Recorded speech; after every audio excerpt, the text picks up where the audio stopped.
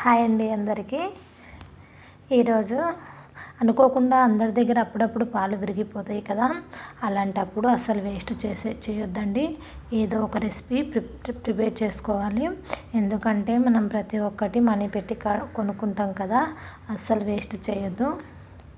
నేను కూడా ఈరోజు ఇలా పాలు విరిగిపోయాయి, ఎందుకు వేస్ట్ చేయడం అని చెప్పి ఈ రెసిపీ చేసా. చాలా మంచి టేస్ట్ అయింది. ఒక్కసారి మీరు కూడా ట్రై చేయండి.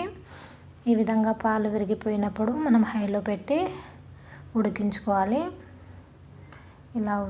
ఇలా అయ్యే వరకు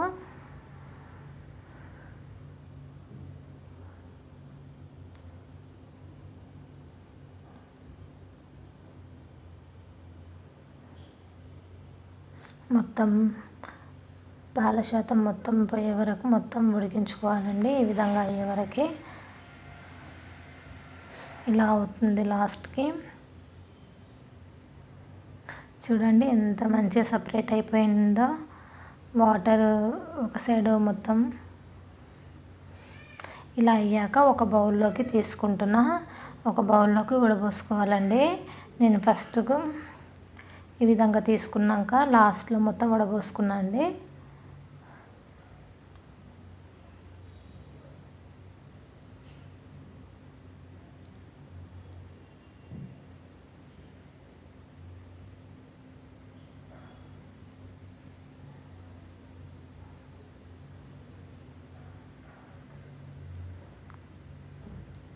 మొత్తం ఇలా తీసేసుకున్న తర్వాత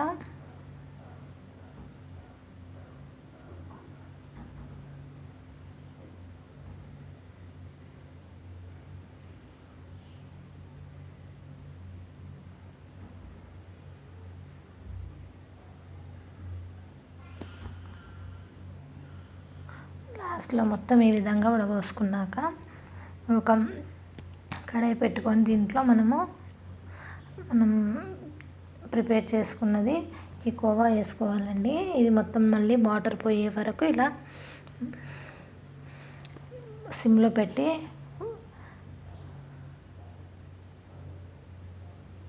ఈ విధంగా కలుపుకున్న తర్వాత మనకు సరిపడినంత షుగర్ వేసుకోవాలండి.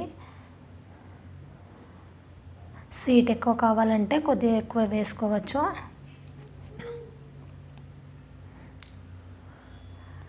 నేను 3 టేబుల్ స్పూన్స్ వేసానండి. మీకు ఎక్కువ కావాలంటే ఎక్కువ వేసుకోవచ్చు, తక్కువ స్వీట్ తక్కువ తింటామంటే తక్కువ వేసుకోవచ్చు. ఈ విధంగా మొత్తం షుగర్ మొత్తం కలిసే వరకు మొత్తం కరిగిపోయే వరకు ఇట్లా సిమ్లో పెట్టి ఉడికించుకోవాలి. అస్సలు హైలో పెట్టుకోవద్దు, ఎందుకంటే మొత్తం అడుగు పట్టేస్తుంది. ఇలా కలుపుకుంటూ ఉండాలండి. ఈ విధంగా మొత్తం వాటర్ కంటెంట్ మొత్తం పోయే వరకు ఇలా కలుపుకోవాలి.